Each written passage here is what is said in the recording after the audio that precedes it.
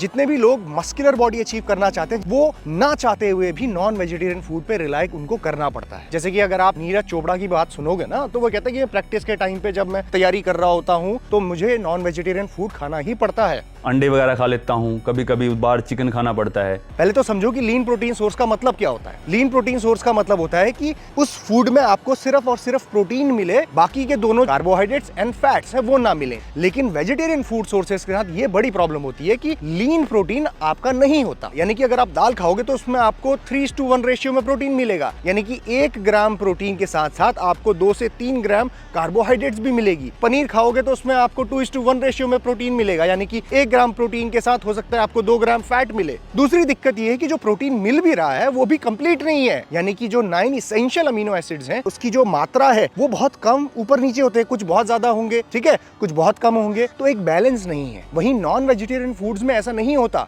एक तो आपको लीन प्रोटीन मिल जाता है, साथ ही साथ जो अमीनो एसिड प्रोफाइलिंग है यानी कि कंप्लीट होना उस प्रोटीन का वो सही होता है, यानी कि amino acids 9 essential amino acids उनका लेवल सही लेवल पे होता है। सो अगर आपका स्पोर्ट, अगर आपकी जो कोशिश है ज्यादा मस्कुलर साइज और लीन होने की रिक्वायरमेंट है तो शायद आप वेजिटेरियन फूड में स्ट्रगल करोगे। ये फैक्ट बात है। इसी तरीके से अगर आपको सारी एक्सरसाइजेस के बारे में लर्न करना है तो मैं एक दुनिया का सबसे affordable course Himalayan stallion academy में लेके आया हूं। अगर आप इंटरेस्टेड हैं तो नीचे मैं एक व्हाट्सएप नंबर भी दे रहा हूं हमारी टीम का, आप चेक करो। अच्छा लगता है तो उसे जरूर करो, नहीं लगता है तो कोई बात नहीं, वीडियो से तो आप सीख ही रहे हैं।